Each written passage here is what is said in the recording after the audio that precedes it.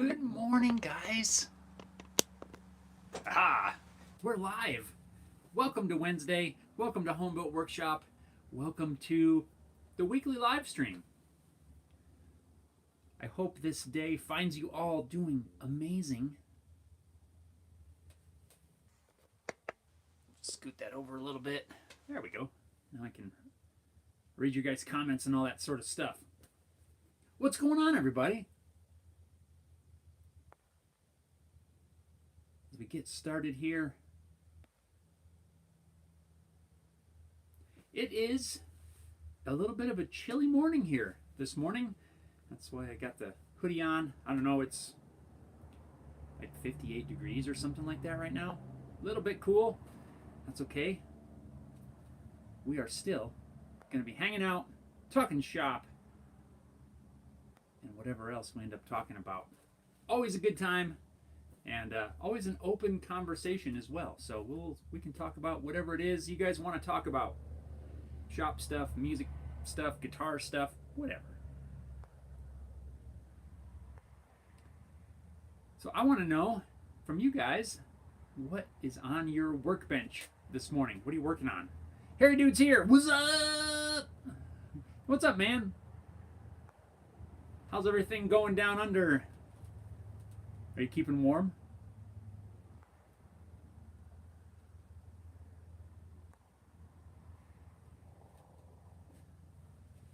I'm definitely not keeping all that warm this morning. A little bit cool.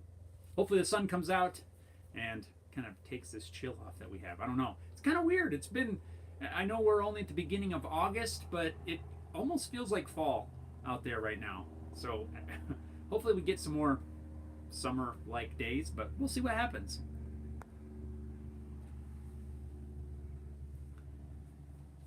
So let's see. Speaking of what's on the bench, I'll show you kind of what I'm working on or just finished working on. You can see part of it in the cover picture for this live. But I've been working on a new sled to build, to be able to make picture frames. I've been working on a dedicated picture frame sled. And you guys have probably seen, I'm losing parts. Probably seen different designs going around there, or different versions of a sled that uses a square to get your nice square mitered edges. So I decided to build my own based on a lot of the popular designs that are out there in the video world.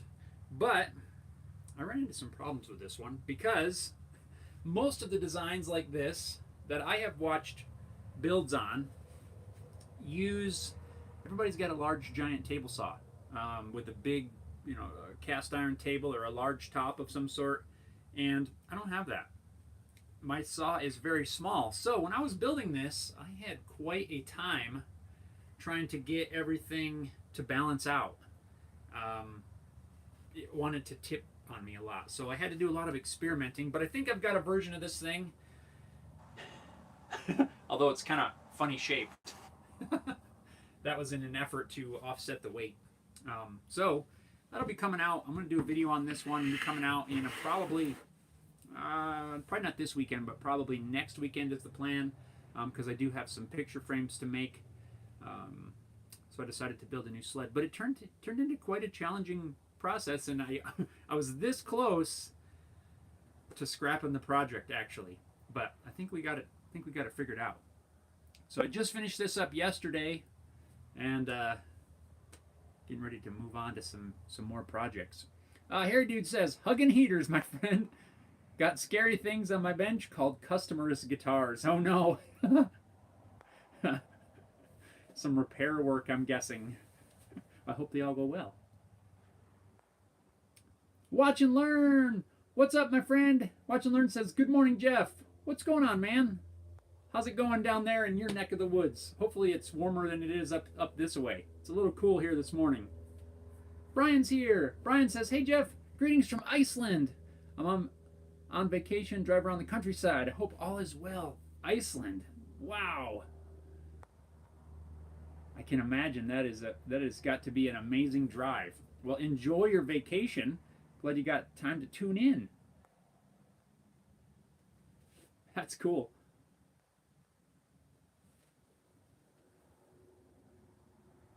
Is it cold right now in Iceland?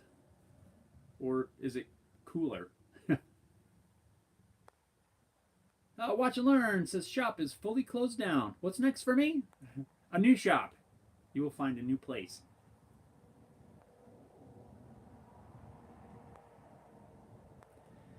You will. So, speaking of guitars, I've got another one that I'm working on. It's actually, I guess we could call it a customer guitar. Doing some work on a guitar for a friend of mine, doing some like reshaping of a neck. And yeah, so I'm going to work on that probably once I get this sled video edited. I'll probably get back to that. I've already got it started. I just need to thin it down a little bit more. And it's kind of a fun one. Not a video or anything like that, but just kind of a little side project. But Brian says the temp is about 55 Fahrenheit. Not too bad. No, that's not bad at all. Just a couple degrees cooler than where we are right now. I think we're at 58.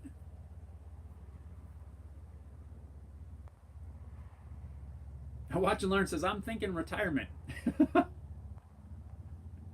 We still gotta have projects, right?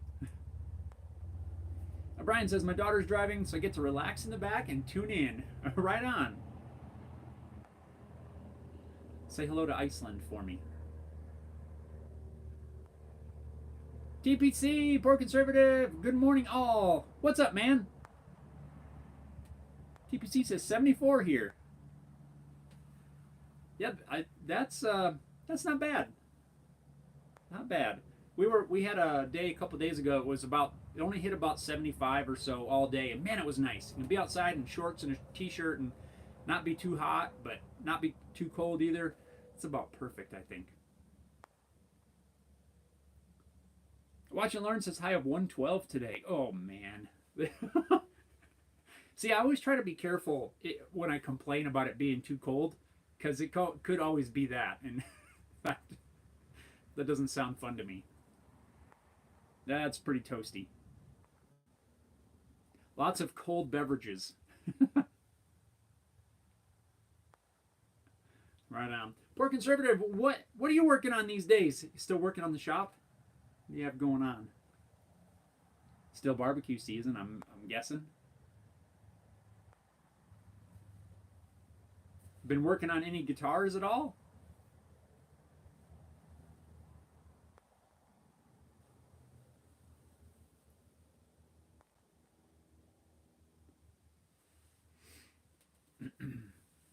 I have a guitar, a couple guitar projects. I've already kind of talked about them a little bit in the last couple of lives, but a couple of guitar things that I'm going to be starting on here very soon, and I'm kind of excited about it because I get to try my hand at making a bass or a couple. So that'll be kind of new for me, really. So I'm venturing into your territory, Poor Conservative.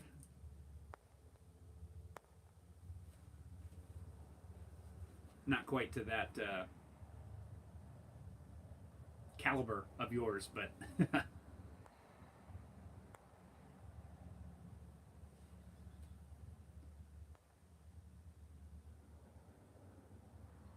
on. So, sorry, I'm scrolling here.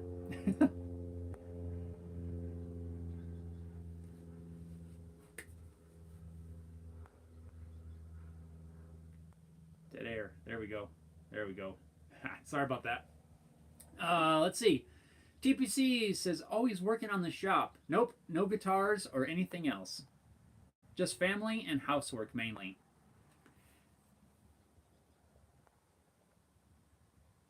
There is nothing wrong with that. Always got to get that family time in there. And that's kind of something that I've been trying to get in especially this week. Yeah, I mean, in the last several weeks as well. Well, most of the summer really, but because school's been out, so most of the time Haley's here with me. She's been able to spend some time with some family as well during the week. But next Monday, her school starts back up. So we're trying to get in some last week, some last summer things during the week, and so we've been kind of spending some time doing some different stuff. And I can't believe school's back in already. The summer is pretty much gone for us anyway, which is, I don't know. There's pros and cons to both sides of that, I guess. We've been able to do some cool stuff and have some fun over the summer. But on the other hand, once school goes back in session, that's going to mean more shop time here. So, which also is good because I got these guitar projects and stuff coming up, and so I'll be able to spend some more time with that. But summer's always kind of a challenging time, a little bit challenging anyway, to still be able to try to get things done out here, but also be able to get that family time in. And of course, the summertime when there's no school, that's what I feel is the best time, right? Because everybody's available a lot more, and so yeah, trying to balance that home, family time with still getting some work done. It's a little bit tricky, tricky, kind of a juggling act of just trying to balance out your time, and that can be hard. Especially when you have your shop is right here, by your home. We have, at least I do, have more of a tendency to just come out here, at any time you have a free minute. Whereas if you have an off-site shop, it's more of a chore, I guess, to be able to run over to the shop for a little while. So I am. I'm looking forward to school getting back in and being able to get more of kind of a routine, of getting stuff done. So, but this week we're getting some family time in for sure. TPC says bases are fun. We are soon to find out. I still got to order a bunch of parts. I got to get I think I need to order some more carbon fiber rods, and of course all the hardware and stuff. The base I'm doing is actually going to be, I don't want to say a replica, but it's going to be kind of a copy. It's a commission for a friend of mine. A friend of mine asked me if I could build this, and I thought it'd be kind of cool and different. I'm going to make a Thunderbird style bass. He really is a fan of kind of the the Explorer Thunderbird kind of shapes. So I'm gonna do a Thunderbird style. Not my design or anything like that. I'm gonna put my headstock logo or my headstock shape basically on it, but it'll have a kind of a Thunderbird shaped body, and it'd be kind of cool, something different. And he's chosen all of the hardware and all of that stuff, and yeah. Oh, TPC, have you ever used the Lawler bass pickups? Any of the Lawler pickups? I've never used Lawlers, or have any of you guys used Lawler pickups? I'm curious, because that's what has been chosen for this build. Brian says, my daughter goes to school in Iceland, and this is our first chance to visit her. She's been with us in Germany for the summer, and her school starts in a couple of weeks. Man, that's awesome. I'm not super familiar with Iceland, really, but it just sounds to me. It just has always sounded like a cool place to visit, to be able to go. That's awesome.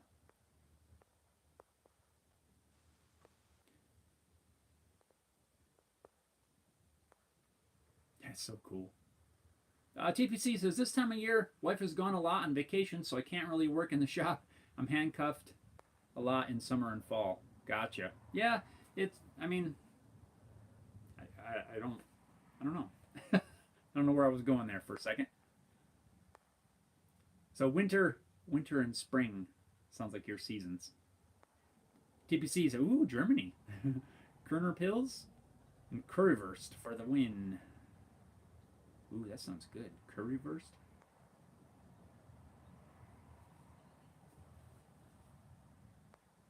Is it actually like curry flavor, or is that just a different thing? Oh, that sounds good. Currywurst. TPC says neck diver base. I was wondering about that. I have no experience with that style. I'll have to see what we can do. Might have to chamber it. I wonder if you could chamber like the upper area to remove some of that weight. I don't know. Brian says it's a very pretty country, but a bit pricey.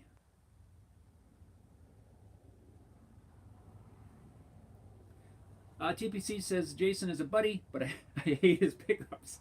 Not to my liking, but I like ballsier tone, not vintage. Aha, good to know.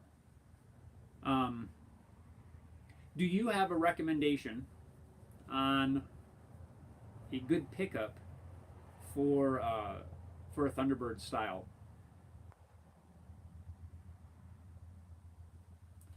They say the Lawlers is kind of what has been chosen for this, but if there's a better choice, I'm pretty sure that I could convince him to do otherwise.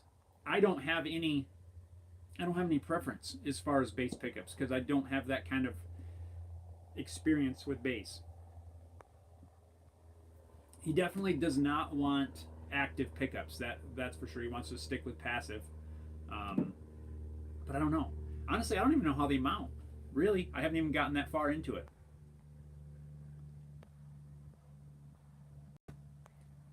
Steven's here. Steven says, morning, everyone. What's going on, Steven? How are you this fine morning? Patty's here. Patty, hello, everyone. Patty, what's going on? Did you get your silage wagon? Dastardly Dave's here. Sup, all? What's going on, guys? Welcome. Welcome. Hope you're all doing awesome.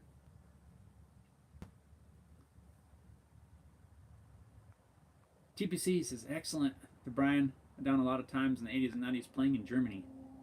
Steven says, 3D printing my backside off, having a blast. It's fun, isn't it? Yeah, it sure is. Mine's actually not running at the moment. We printed a few things the other day. Just trying out some of the new filament that I got in recently. Really, was my daughter was printing stuff, and she loves the cat that comes with the Creality on the little SD card. So every time we get a new filament, she's got to print that cat in the new filament color. So now she's got like kind of a whole collection going of cats.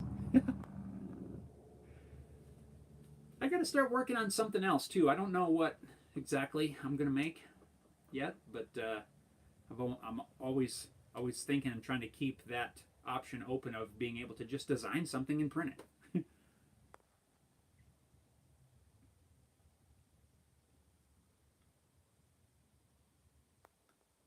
Let's see. Brian says at TPC, that's great. We've been in Germany for 21 years working with the military. Nice. TPC, sorry bro, lost signal. Uh-oh. Hope you're back. I'm guessing you're back. Patty says, yes, we did. Cutting mortise and tenons for a replacement for casement on an old stable door. Nice. You're doing it up old school. Right? Trying to do it like the original with the mortise and tenon. Uriel, what's going on? Uriel says, funny, I was just watching some of your vids and boom, a live comes up. Yeah. There you go. Welcome. Yeah, I do a live stream. I try to do one every single week on Wednesday and at 9 a.m. Mountain Time, which is my time. And I alternate between here on YouTube and next week will be on Facebook. So every other week, yeah, I just switch. Some people can catch one, some people can catch the other, some people catch both.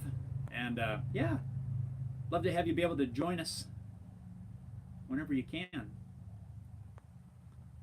Harry Dude says, from experience, not all P-bass style pickups use the same routes. Learned that making pick guards, something to be aware of if you're using P-bass. Same for J-bass. from what I can tell, for this Thunderbird style guitar, it looks like they all take just almost like a humbucker route. But I haven't even gotten that far into it yet to really understand exactly how they mount and how everything needs to fit. So I'm gonna start in probably this coming week, next week at once school gets back in session, and probably the first video of that whole series is going to be just preparing a set of templates, or what I do when I get templates. For this one, since it's kind of a one-off, it's not my own design, I bought a set of MDF templates, and the first thing I always do with a set of templates, especially ones that I've paid for, is to make a duplicate. So that's going to be what I'm going to do. I've got some MDF, and we're just going to duplicate those, and I'll start to be able to get an understanding of how I need to start thinking about this build, because when you buy templates, and you make a mistake and you run your router into the template you just paid for, that kind of stinks. So I always make a copy. Man, I can't even talk today. I always make a copy before I jump into any project. Now I end up with a bunch of extra templates, but that's okay. TPC says Kent Armstrong custom wound KS4Ps. I will look into those and see. Yeah, I will check those out. Thank you for that suggestion. Steven says just got done printing your organizer clips in quantity. Nice. That's awesome. I just made a little. I'm not gonna pull it out, but I just used some of them to organize one of these toolbox drawers a little bit. Yep. And if you haven't milled up the wood yet, make sure that it's right as close to 1/4 of an inch as you can get, because it's a nice snug fit. Euros says Kent Armstrong humbuckers are my absolute favorite. I have a set on my D'Angelico. Angelico doesn't use them anymore. They switched to Duncan's. The Armstrongs are way better in my opinion. Nice. That is good to know. Thank you also for that suggestion. I will do some research on the Armstrongs and see. Like I say, I don't have a preference yet. I'm hoping this project will kind of give me a better feel for it, to begin at least building a preference of some sort. Historically, for guitars, I've always liked Duncan humbuckers, but lately I've been really liking the bare knuckle nail bomb. I've really been liking them. So right now I'm kind of, those are my favorites at the moment. But yeah, bass ones, I have zero experience with any of that. So I welcome and appreciate all of your feedback that you guys have, because it is very helpful.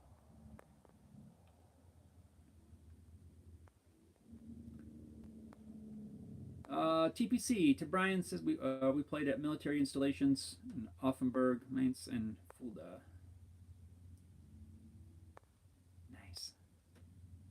Patty says yes, it's on a listed building. It has an old cob wall at the back of the building. It's quite unusual, as it's flint and chalk mostly. Normally, it would be a clay-based cob wall.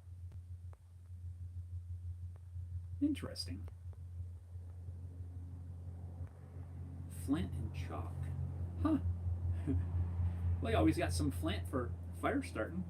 I used to love looking for that stuff. Creek beds and stuff like that. Finding the flint, that was always cool.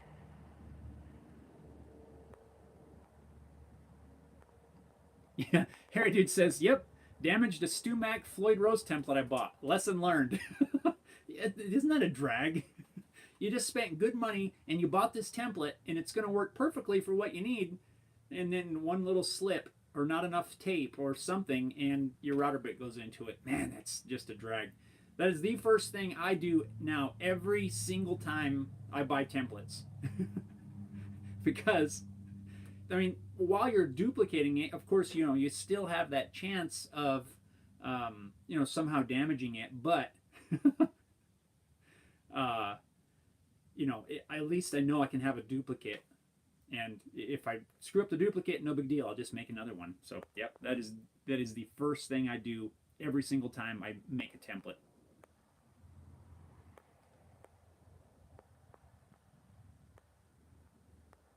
Brian says, I'm in the Kaiserslautern area, Rammstein Air Base. Okay, not far from Mainz. Nice. Now currently in Iceland. That's so cool. TPC says, Kent's been my OEM pickup builder since '83. Aaron and son handles most of the custom shop work these days. Oh, that's cool, man. Steven says, ran it through my drum sander. It all fits great. Bam, drum sander for the win. That's what I did. Drum sander and measure exactly. Yep, that's awesome. It's gonna work. It's gonna work great. I would be surprised if you need to put any screws in there. I thought when I modeled those up that the screws would, little shorty wood screws, tiny wood screws would be handy because you could lock it all together. Once I assembled everything, it fits awesome, and I don't even see the need for it, unless if you're building something for the whole drawer. It's supported on all the sides, so there's really no way it can come apart. But if you were building it maybe for a half of a drawer or something like that, maybe I could see if it's not supported on all sides. But the one I have in my toolbox here is not the whole drawer. It's just a little kind of a cubby, and it's fine. So I probably didn't even need to put those holes in the side.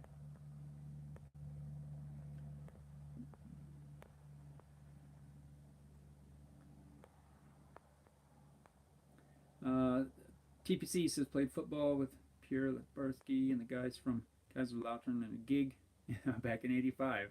That's cool, man. Uriel says bare knuckles are top notch too. The Kents have amazing definition, great for jazz and also distorted tones. Great when one through a Nobel's ODR1. Ooh. Yeah, I've been liking the bare knuckles. TPC says I have a set of bare knuckles. I'll sell you cheap. I definitely might be interested in that. Do you know what model they are, TPC? Which ones? Ray's here, crafted by Ray. Says hi. Ray, what's going on, man? I like that chair you just made. That looks really cool. That thing turned out very well. Very well.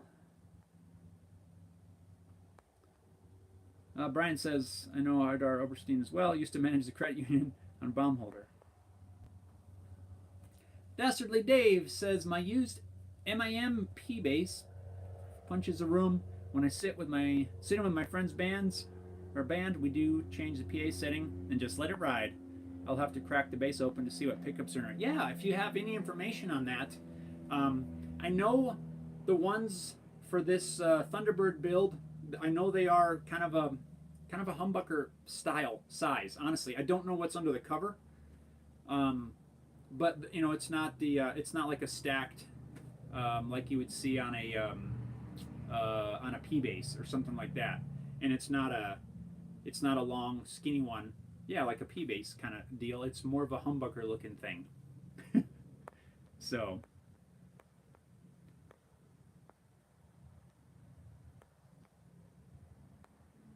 Uriel says, I damaged my Stumac Telly template last night and have duplicates, luckily, and fixed it with Bondo. But to be honest, Ronnie Trigo makes better templates at half the money. I have gotten some stuff from him before, and yeah, he makes pretty good templates.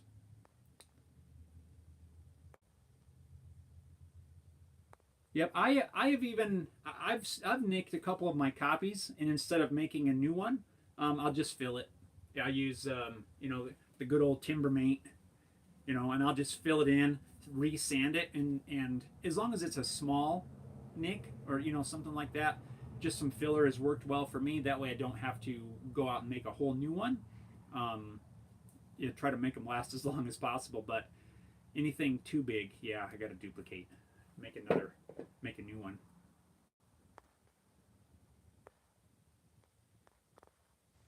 TPC says, really enjoyed our time there. Brian says, at our next stop, I'll catch you next time. Take and stay safe, everyone. Keep up with the fun. Right on, Brian. Enjoy your vacation. Man, tell everybody I said hi.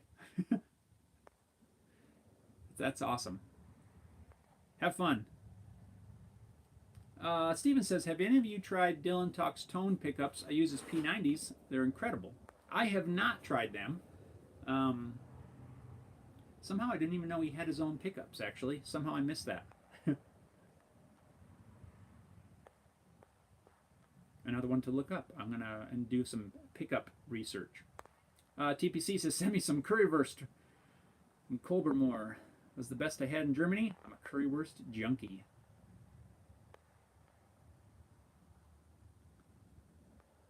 Crafted by Ray says, thanks, not much work on a sign today for the on the CNC for a client.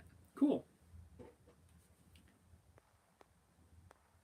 Are you going to make a whole set of those chairs? Because that would be pretty neat. TPC says, I'll message you on IG. Have a look at the box. Ordered for a build last year. And the guitar changed his mind at the last minute. Oh, man.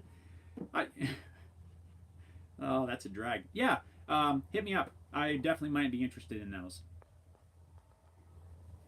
Like I said, I've really been liking the bare knuckles.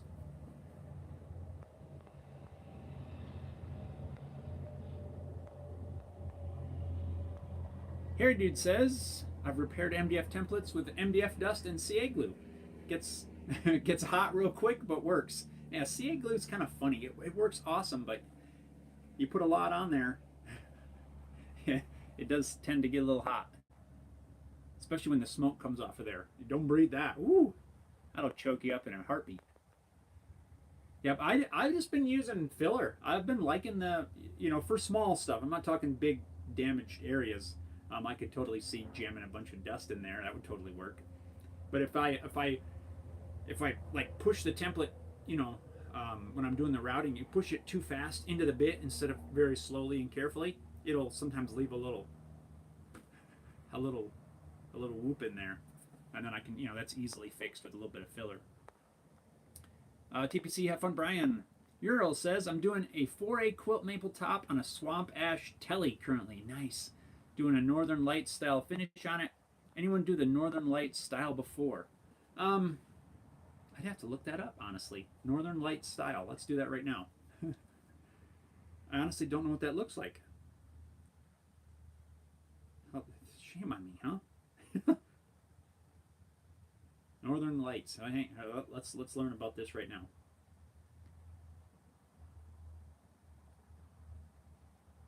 Northern Lights telly.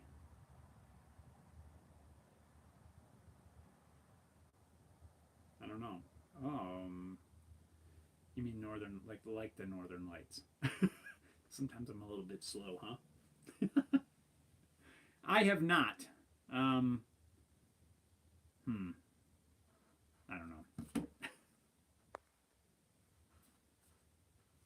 Northern. I gotta see what this looks like. Northern Lights.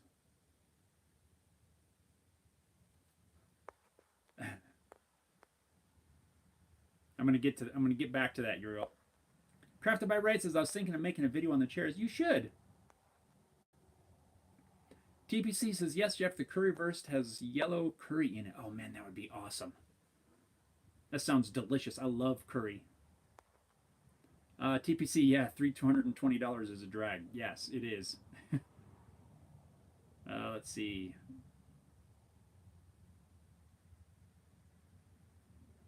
Oh, is that what? If that's what it is? Yeah. Oh, wow. Wow. Come on, picture. Load a little clearer. Dodgy signal. Wow. That's what I found. If that's let's take a look at that. A little bit closer here. TPC says, that sounds awesome, Uriel. Uriel says, oh man, it's so nice. PRS Northern Lights finish. I've gotten pretty close to nailing it. So what I'm seeing, I'm just going to brainstorm this with you guys, kind of what I'm seeing right here. I'm seeing a black layer, sanded back, And then, here, let's look at it together if you don't have the same picture. I don't know how blurry this is, but I'm seeing a black layer sanded back. Looks like we have purple right around the edge. A little bit of a black burst. A little bit of purple, some blue, some green. I'm guessing it's not like an emerald green, but maybe it could be, with a little bit of this blue blended in there. So if I was going to attempt this without having ever practiced it myself, I would black across the whole thing, and then I would sand the black back, mostly around here where it's lighter. I would probably leave a little more of the black around the outside edges. Then I would take some purple, not thinned or not mixed too dark, and I would put just a light edge around there. I would, if it was me, I like to use water-based dyes, and then I would do the blue, and then I would do the green, and then I would go back over it with kind of a damp paper towel or a rag, and I would blend everything in, and then see where I needed to add more. You might need to go back in and add more purple around the edge. That looks really cool. That's got a, looks like a flame maple binding on that. That's very nice. Yeah, that's kind of how I would approach it. That's really cool. Purple, blue to green. Yeah, that's what I'm seeing. It might be some green mixed with maybe some turquoise to kind of blue that green up just a little bit. You know what? It might even be, the more I look at this, I can almost see the little bit of the blue color that they used out here. So they may have put blue across the whole thing, then possibly sanded that blue back in the middle, and then applied the green over that. I'm almost thinking that might be the way they did it, because I can see that bluish color in there. Very cool. That is going to be an awesome guitar. Neptunes is here. What's up, buddy? Neptune says, hello, all. What's up? What's up? TPC says teal. Yes. Yes, that's the word. Ural says, yeah, all the Northern Lights finishes are each a bit different. The one I'm doing has less green, more purple, violet, indigo, bluish. Also using water-based and alcohol-based for better color separation. Interesting. Can we hang out on that point for a couple of minutes? I have not mixed alcohol stains and water-based stains, dyes, I guess, together. You say for better color separation. What have you found as far as that? Whoa, I almost tipped over. Does it make a difference? Have you found that it does something better by using maybe alcohol for one color and then water-based as another? What I could see, and I've never thought about this, that's a good point. I'm glad you brought that up, because now it's got the gears spinning. What I could see is, I'm thinking about just the black base layer right now. So you lay that down with alcohol, sand it back, then when you put water base over it, it's not going to move that black around. If I'm thinking about that right. Because there's always that chance while you're blending that you're going to move that layer underneath. Can you see the smoke coming out? That is an interesting thought. I'd never thought about that. Huh. I'm going to have to try that. Now I got to get alcohol stains. I know what kind I would get, I think, but interesting.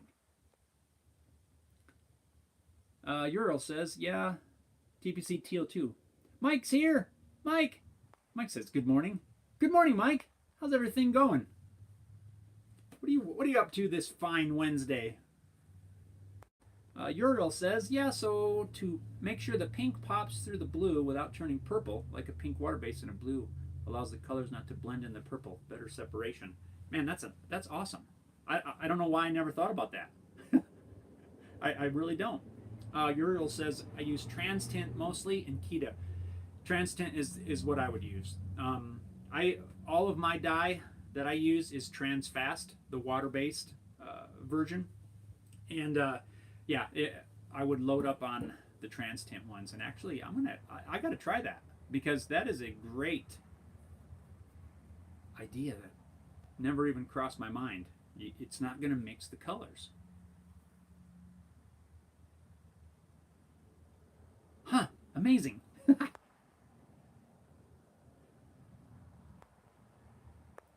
Yeah, that's great. I'm going to have to look at some trans tint stuff because, yeah, I got to try that. What do you use? What do you use for the alcohol? Is there something that you found works the best? I've even heard of people using like Everclear or something like that, but there's got to be other stuff you can use. I've never tried it. Can you use just like isopropyl alcohol or something like that, or does it have to be a certain kind? What do I have? I don't have any. What's worked best for you guys?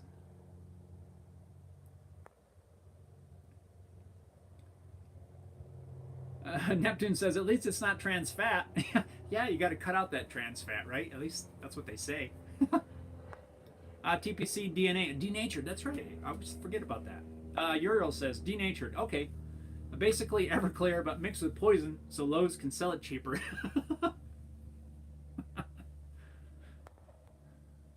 Yeah, denatured alcohol. I forgot about that one. Steven says, I use mineral spirits. Really? For alcohol dyes? That works well too? Huh.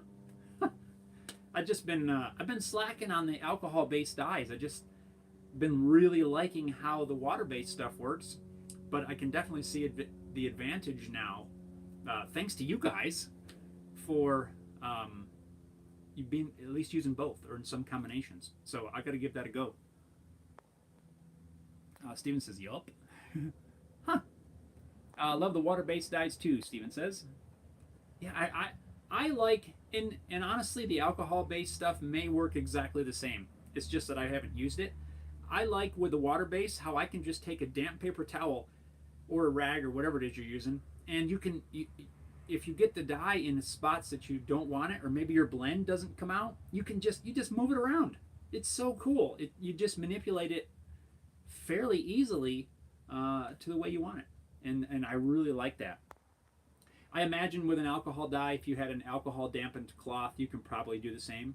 I'm guessing, but it's just so cool to be able to move. Once you put the dye on there, you're not stuck. If you got like a weird blotchy spot for some reason, or like you dabbed it on too heavy in one spot, you can just move it. It's just like water painting, watercolors, really, because it's kind of what it is. I like that you can just move it and adjust it and get your blends and everything exactly the way you want it.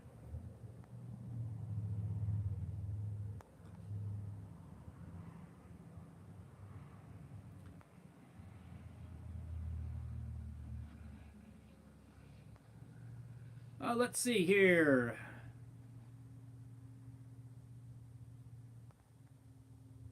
What do we got? Dingaloigofly?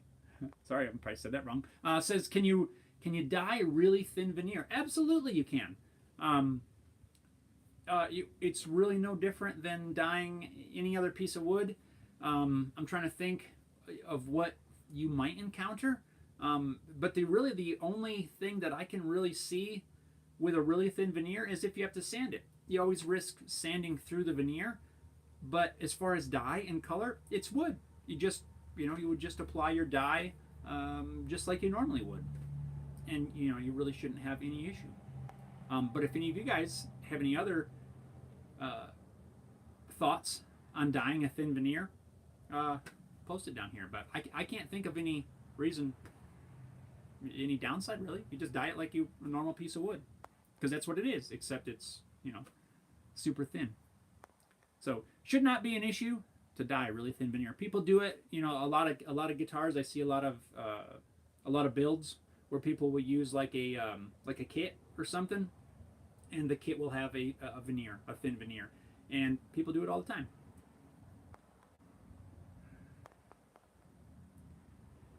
Uriel says PRS uses oil-based, water-based, and alcohol-based at the factory. Paul Miles of PRS has a good vid on YouTube showing some staining tricks. Steven says I'll have to look that one up, as will I. You know who does some pretty cool dye work that I've seen, and that's what is that? Nags guitars. Have you guys seen some of the stuff they put out? Some of their dye stuff is really cool. They post quite a bit on their Instagram page. So, yeah. If you get a chance, look it up. Some of their stuff's really neat. Like the way they'll mask around different things. It's kind of cool. TPC says third. Third?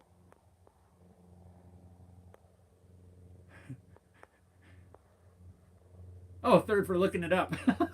I'm like, what did I miss? Gotcha. Steven says Big D does a ton of cool dyes as well. Yes, I have watched quite a bit of his videos. Not so many recently. I don't know if he's still posting them or not as much. But yeah, several years ago, I think he was doing a ton of videos on different dyes and different techniques. And yeah, I definitely picked up quite a bit by watching some of his stuff. So yeah, seems like a cool dude.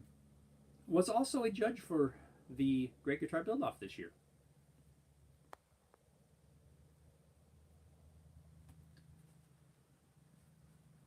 TPC says Nags do some killer finishes. Yeah, some of that stuff is really cool. I have to sit there and look at the picture and go, how in the world did they do the thing? But it's really cool. Steven says he has a new series coming out using crystalline dyes, etc. Really? I'm going to have to keep an eye on that.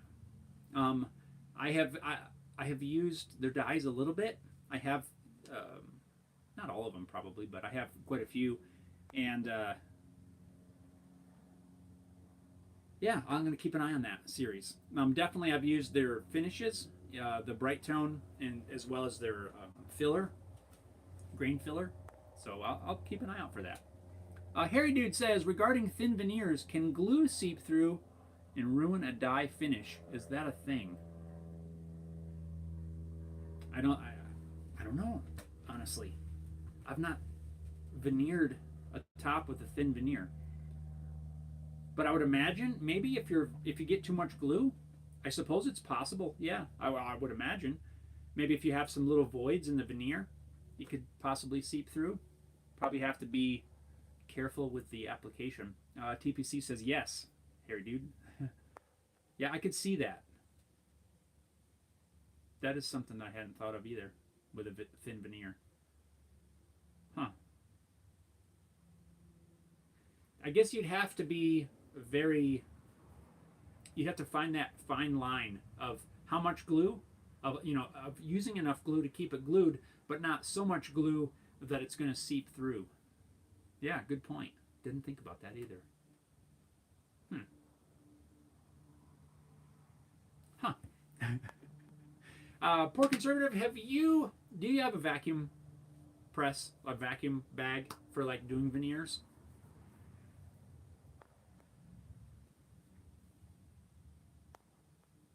For like veneering tops? Crafted by Ray. See you guys later. Have to get back to work. Have a great day. Right on, Ray. Man, have an awesome day too, and make some more of those chairs. Those are cool.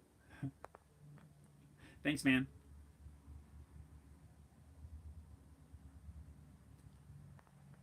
Dingle. Let's see. Maybe do the veneer prior to gluing. Oh, maybe dye the veneer. Gotcha. Then the only issue I see with that, and I don't know if it is or not, I'm kind of thinking out loud. You could dye it first, and that would definitely be easy enough. But what if you glued it?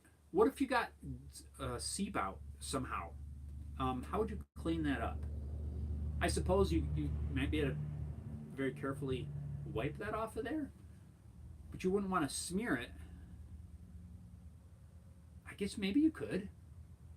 That might work.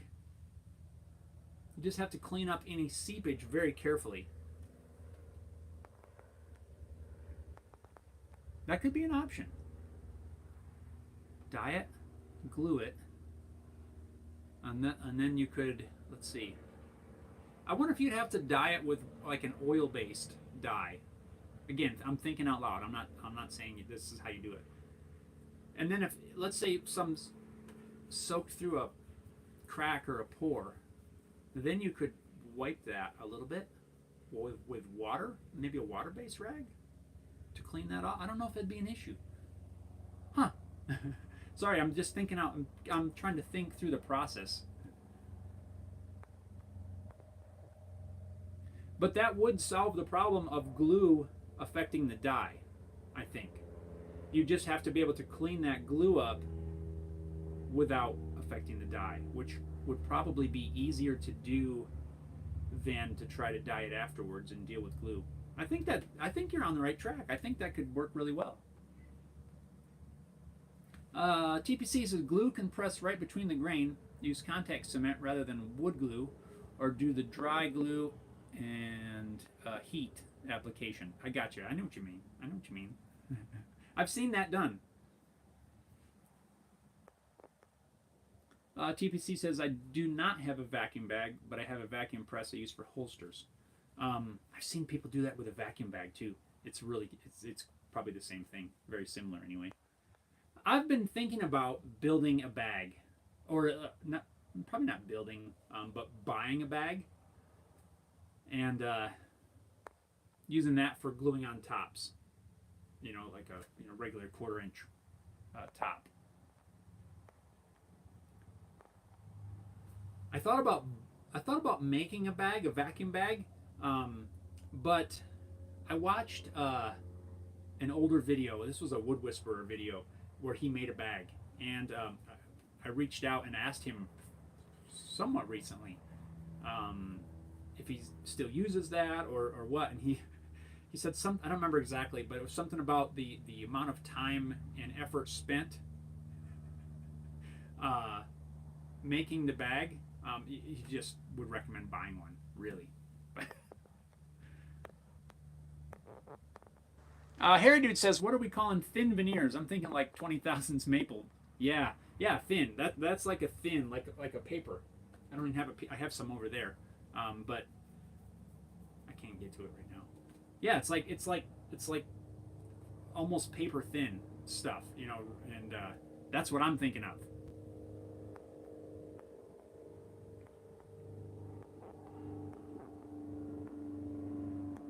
Neptune says, TPC, you can make holsters. Steven says, TPC, it would depend on the thickness of the veneer, though you could use tight bond in a thin layer to glue to the body. TPC says a 42nd. 1/42nd? I'd have to do the math on that. What is that? Is that 20 thousandths? You're making me do math.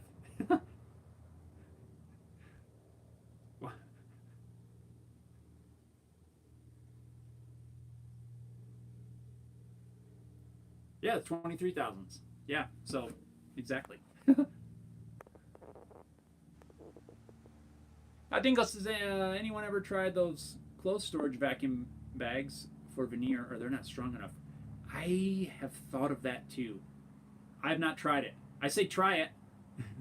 Give it a try and let us know, because I would be curious as well. Steven says, I see a Rockler order in your future. Maybe so. I might have to, I got to get some dyes, some alcohol dyes, and I need a vacuum bag. Actually, there's I forget the site. It's a weird name. Like, it doesn't even sound like some place you would order from. It's like Joe's Woodworking or something like that. Have you guys heard of that? Where he sells a lot of vacuum supplies. I have a vacuum pump already that I got like 2 years ago because I wanted to use it to build a vacuum system for doing like laminate tops and stuff like that. But they sell tons of bags, and they don't seem all that as pricey as I thought they were going to be. That's it. And they also sell all the parts to make. So right now, mine's just a standard vacuum pump. I bought it from a place I used to work, and you just plug it in and it turns on. It was used for equipment, vacuum equipment and stuff like that. But they sell all the parts and stuff. You can build a kit that will automatically, once it pulls the vacuum to a certain amount, it'll shut the pump off. And if that vacuum lessens because maybe it leaks or bleeds out or something, it'll turn back on. So kind of like an air compressor does, but this works in reverse. But you actually build it all to put together yourself, and that sounds really cool. It sounds like a fun, almost like a reverse reverse air compressor. So I've been thinking about that too, getting all the parts and just building this vacuum system. I think they even have like a plan or something to sort of build it into a wooden, not a crate, but it's got a handle and everything. It actually looks really cool. I might do that. TPC says yes, Neptunes. I only do leather. TPC says cheaper to buy the bags. Yeah, that was the consensus there.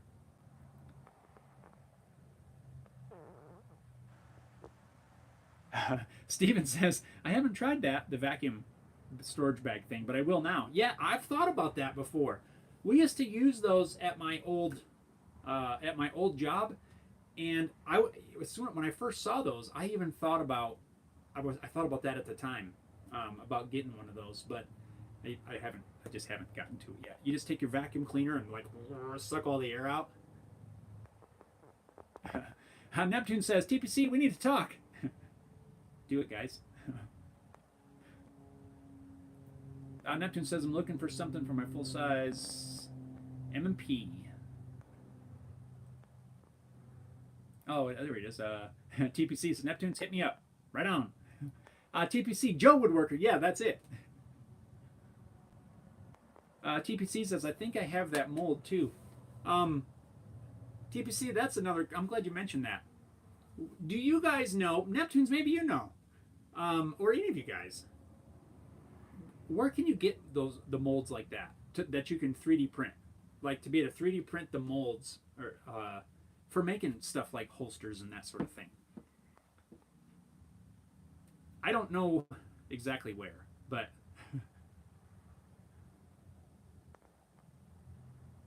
it would be cool to be able to just make the molds so you could do things like holsters and stuff like that.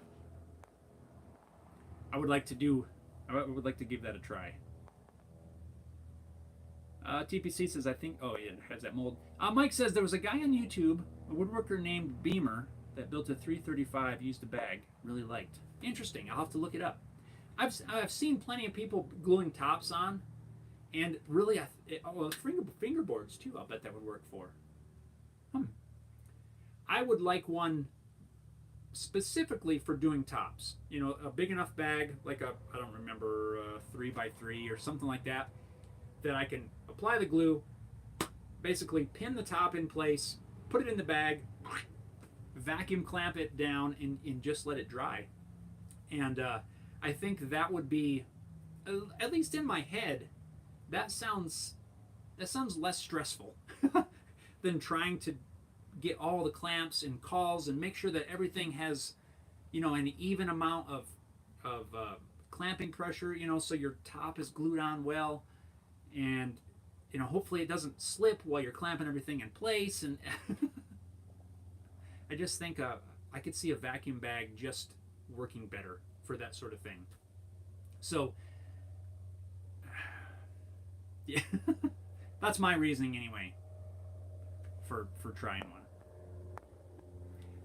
I don't know about you guys, but if I'm working on a guitar and I'm going to glue the top on there, for some reason, even if I pin everything in place, with some dowels or something, that process is super stressful for that 5 or 10 minutes or whatever. I don't know why. For me anyway. Getting all the clamps on there and making sure everything is just perfect and making sure the top doesn't move, and I just think a vacuum bag, because I don't feel like you'd have to rush as much. For me, I feel like that step right there is super high speed and hurry up, rush, get it clamped into place before, glue sets or something slips. Or I just think a bag. Locate your pins, drop it in place, put it in the bag, turn it on, done. Louise is here. Louise says hi. What's up, Louise? Uriel says doing fretboards with a vacuum. Mike says I'll post the YouTube link as soon as I can find it. Cool. I will keep an eye out. Louise says I watch your channel from Brazil. Right on, Louise. Welcome from Brazil. How's everything in Brazil going? I hope you're doing awesome. Mike says name is Jason Beam. Man, that sounds familiar. I may have seen him. Neptune says if I'm not mistaken, the molds are just basically solid urethane practice guns for like hand-to-hand, for example. Yeah, I've seen the practice ones, but I've also seen somebody, and I can't remember who it was using a 3D printed model as the mold. For making a holster. I wonder if it was, have you guys seen Adam's Leatherworks? I wonder if it was him. I'd have to go back and check. Somebody had 3D printed one that they were using while they were molding everything for the wet molding and stuff. And I thought that would be a good idea or a good way to, get all the different molds, but I don't know where to get the models. Louise says, watch. Oh, I got you. I knew what you meant. Louise, what are you working on down in Brazil? Any projects and stuff that you have going on? Gaddis Design says, hey there, what's up? Welcome, Gaddis Design.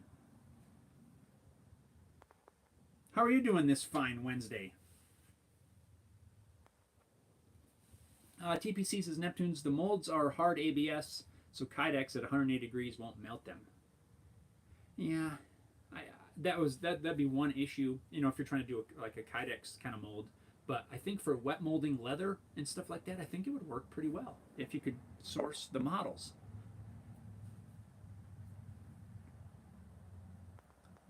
That's another thing, TPC, that I would like to try, Kydex molding, and I've thought about like a Kydex press and stuff. I don't know about you guys, but I just want to try everything. Pretty much. I see a process that I haven't tried and I'm like, ooh, this looks cool.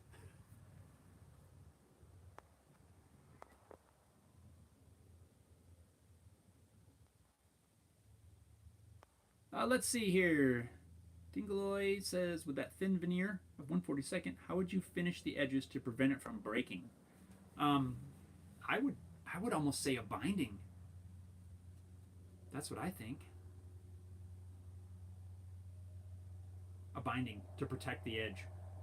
I don't think I'd recommend a round over because the round over is going to cut into the veneer.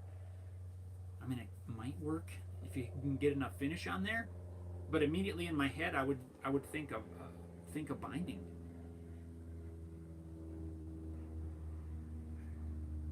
That's the only thing I can think of at the moment. But you guys, I know, have some suggestions, so feel free to chime in. Harry Dude says you can't 3D print the models up the infill to increase strength. Yeah, I definitely believe that I can, but I can't find, or I haven't yet found the models for me to print. Like a good source for all different ones. I'm kind of hoping maybe there would be like a one-stop shop where I could just get all the models from. Maybe, I don't know. I need to find either the STL or the actual physical model to create an STL from that I could send to the 3D printer. I don't know. TPC says Kydex is easy.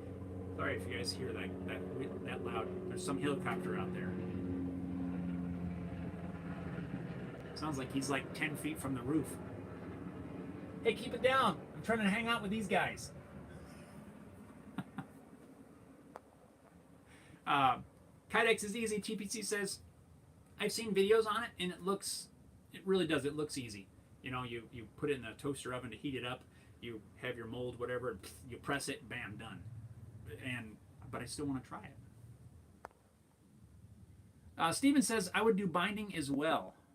Yeah, see, that would protect the edge really well. You'd have to be careful, cautious anyway, when you're scraping the top binding so you don't somehow scrape or sand through the veneer around the binding. But that would be my first choice, I think, would just to do a binding. Louise says, yes, I've made some guitars. Oh, that's cool.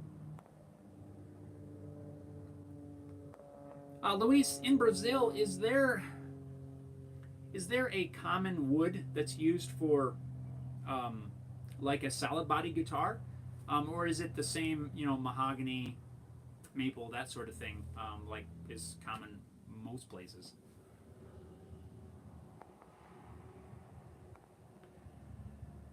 Neptune says GC Trader cults have STL. They also have other file types that may be able to be converted to STL. I'm gonna look that up. Man, I'm gonna have to go back through this whole the comments on this thing, because this is a good one. You guys are on fire today. I'm not gonna be able to remember all these. I gotta check that out. GC Trader. Bam. Hang on. I'm gonna bring up another tab.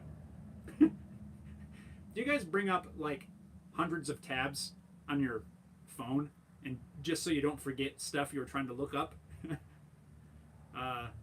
GC Trader.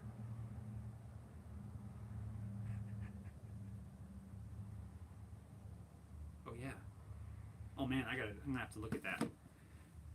I have 20 to 30 tabs at least, always open it seems, and then I wonder why my phone runs so slow. Louise says, I'm learning from good guys like you. Well, thanks, my friend. I appreciate that. I really do. Try to do what I can to help where I can, I guess. Neptune says, TPC, I got your email. Thanks. You bet. Bam. That's awesome. Louise says, we use Brazilian pine for the body. Interesting. Now, what type of properties does that have? Is it like a normal, I don't know what, I shouldn't call it normal pine, but what I think of pine here, I think of it, it's very soft. And it actually does, in my opinion, make a really good body if you can find some good, kind of a tighter grain stuff. I'm not talking like a 2x4 kind of pine, but I did build a guitar one time out of pallet wood pine, and that thing is so resonant.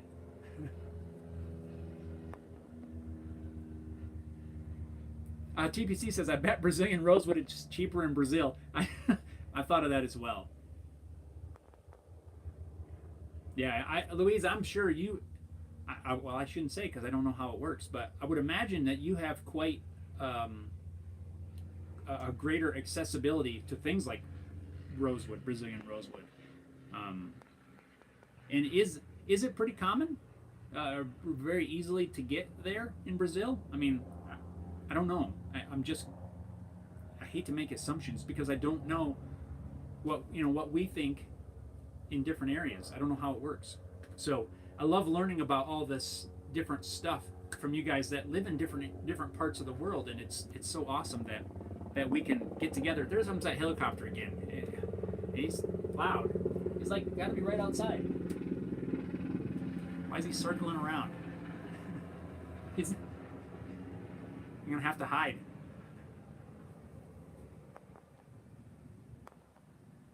But anyway, like I was saying, yeah, I love learning about the different areas, and so thank you to you guys for sharing your part of the world with me and with everybody. So it's so cool that we can just sit here and hang out and learn about different stuff. Like, I didn't even know Brazilian pine was a thing, so that's so cool.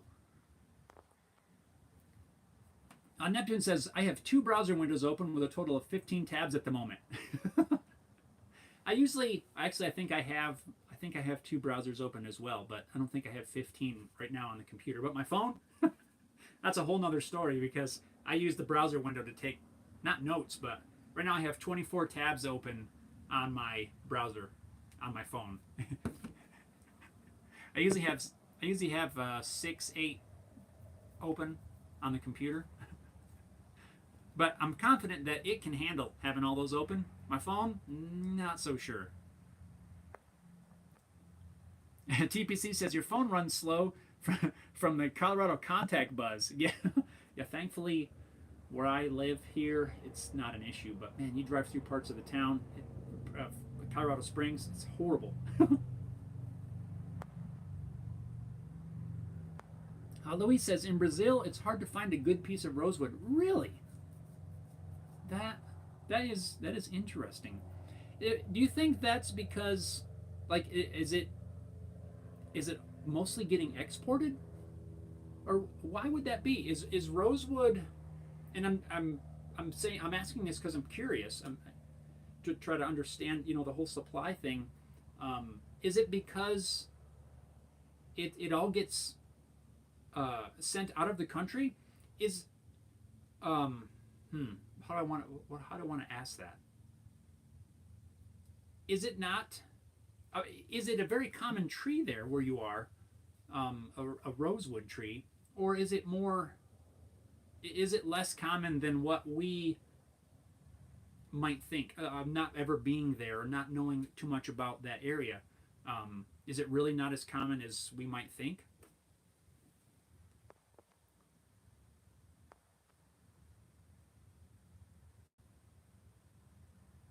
Because that is really interesting. TPC says pine is exceptionally resonant to start with. See Charvel sandimas pine bodies. Yes, pine. I really think I want to try to explore this a little bit more. I made one a while back, a guitar, strictly out of, the entire thing was made out of pallet wood. The neck was poplar with a maple. It was a 3-piece laminated neck. So poplar with a piece of walnut that I found on a pallet down the center. The body was pine with a 1/4-inch pine top. That is the most resonant with it unplugged. And when you strum a chord over there, the sounds that come off of this thing, I was amazed. And it definitely sold me on pine for a solid body guitar. If somebody wants to build one out of pine, I am all for it. And that is the instrument that convinced me that absolutely pine you can make a body out of. And I don't care the tone wood debate, this, that, the other thing. When you hear the sound that comes off this pine body, absolutely, I totally get it. Louise says, sounds like a joke, but it's true. I believe you, Louise. TPC says, I can imagine. Louise says, yes, it's almost all exported. Here comes a helicopter again. Sorry. I don't know what's going on. A week or two ago, there was some military ones circling around. I wonder if that's the same guy. They're running some sort of training or practice missions or something. I don't know. But he's loud, and he's interrupting our conversation. Yeah. Louise, I believe that. I'm not surprised at all to learn that it's kind of hard to get there. Me anyway, I'll speak for myself. Being an outsider, I've never been to Brazil. I don't know anything about, all that stuff. But we think of rosewood. I personally love using rosewood for fretboards and things. And when you think of Brazilian rosewood, you just go to Brazil and get it. But I totally get that. Everything gets exported, so it's hard to get locally. I don't doubt that at all, and that's interesting. I love learning about all these other areas. It's so cool. Michael says, chat will not allow me to link the video. The person's name is Jason Beam. The title of the video is called In the Shop. Oh, you know what, Mike? I didn't even think about that. That it wouldn't let you post that. Yeah, I've totally spaced it, but I'm going to have to look that up, Jason Beam video. KK, hello, friends, brothers, and sisters. Jeff, my bro, I'm here. What's up, man? KK, my friend, how are things in Greece? I hope you're doing awesome.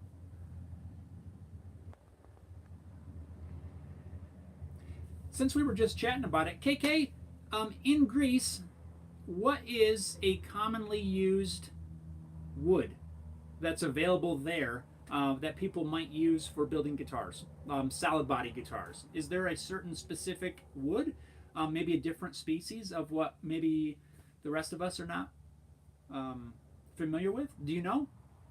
And like we just learned a minute ago, in Brazil, Brazilian pine is commonly used for hardwood, not a hardwood, solid body guitars. Is there something in Greece that's common that maybe is not the mahogany and the the maple, that sort of thing? Is there like a special kind of a local lumber over there? TPC says, thanks, Mike. TPC, hey, KK.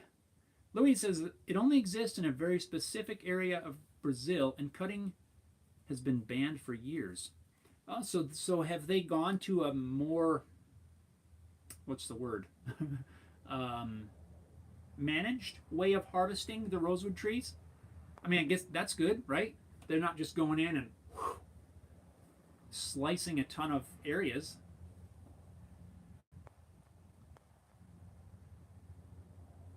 Interesting. KK, TPC, hello, TPC. Neptune says, Jeff just sent you an email. Bam, I will check it when we're done. KK's 44 Celsius. Woo! What's that, 100 and what? I'm such a slacker. 40, wow, dude, that's like 110.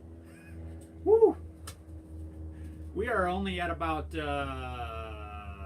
15 to 18 Celsius right now. 16 Celsius.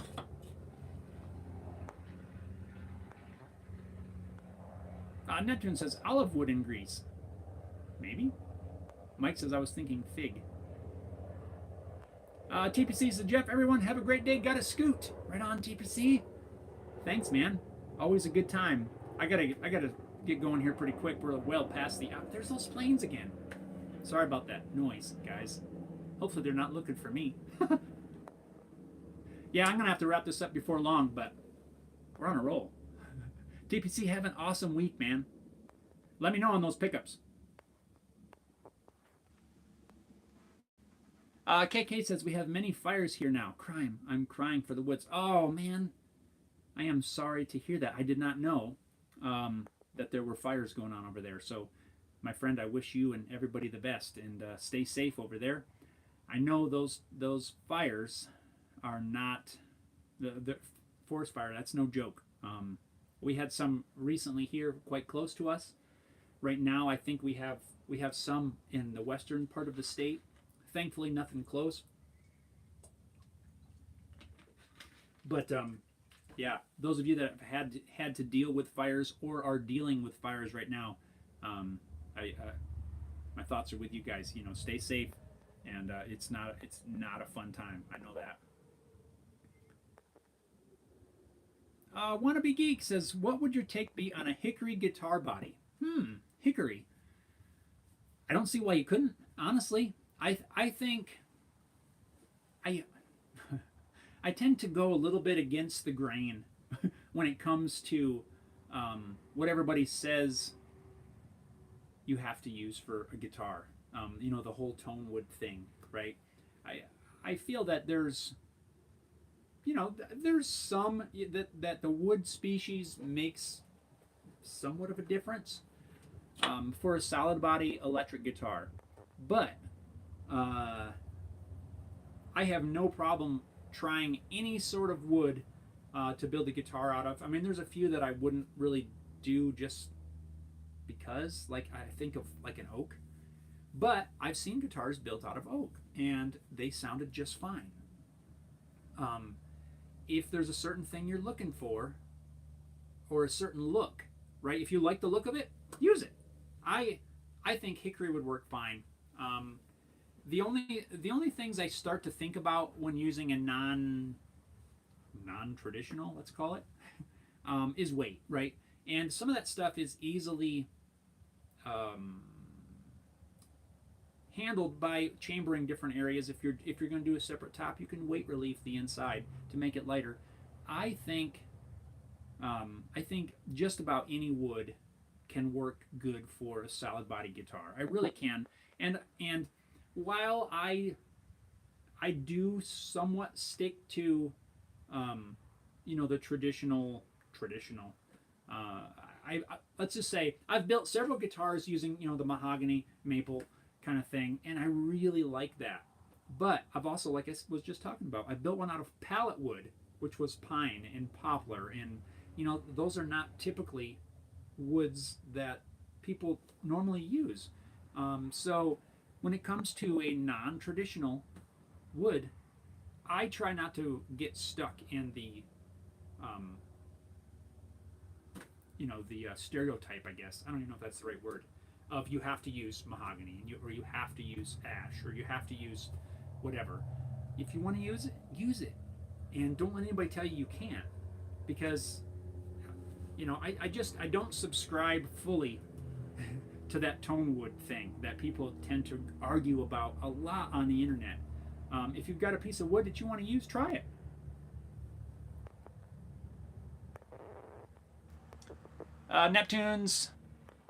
Neptune says, have to go later. Later, man.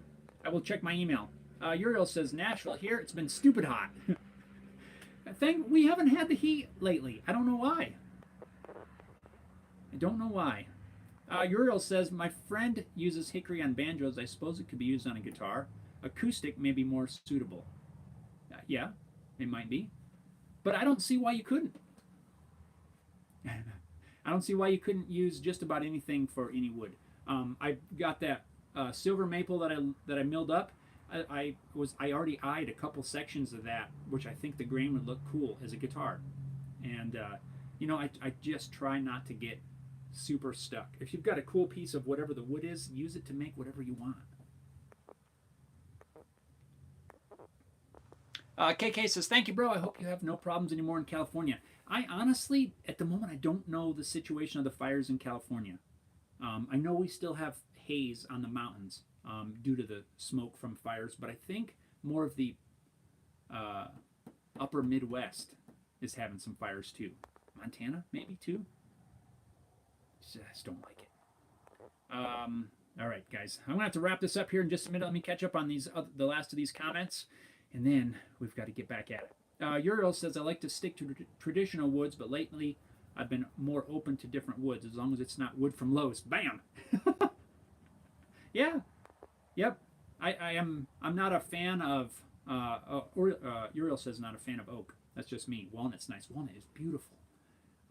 Yeah, I'm not a fan of oak for guitars, but like I said, I've seen people do it, and I don't see any issue.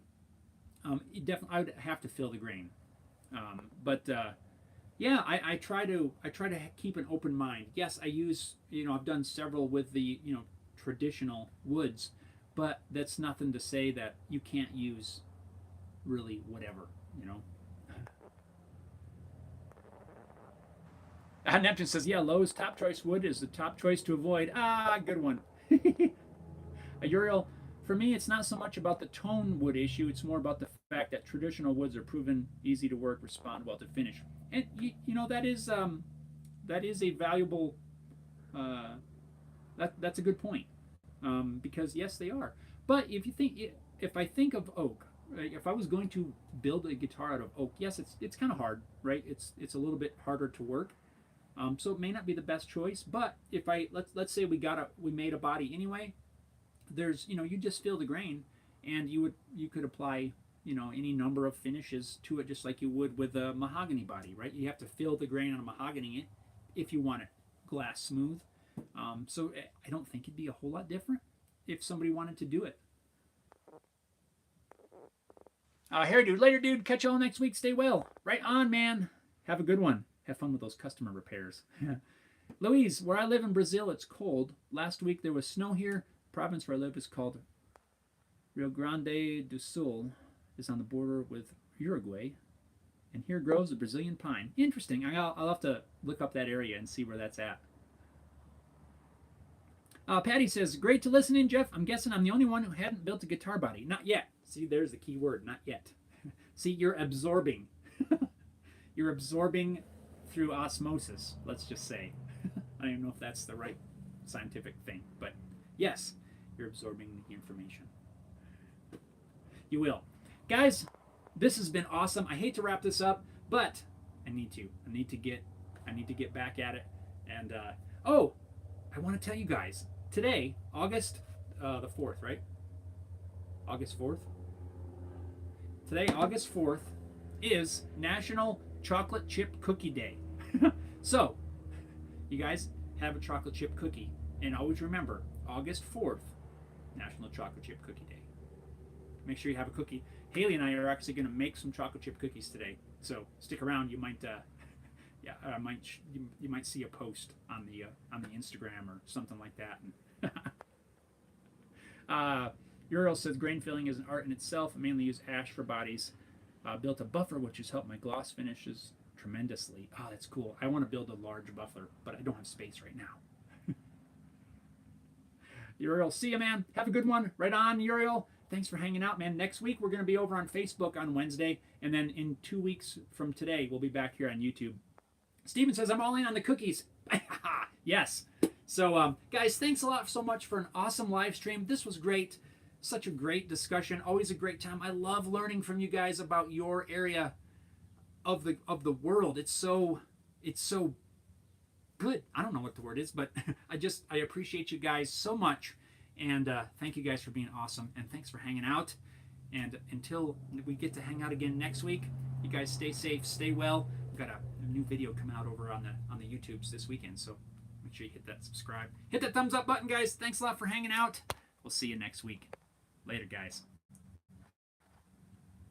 I can't hit the button. Every time I try to hit the button, it's right there. Later.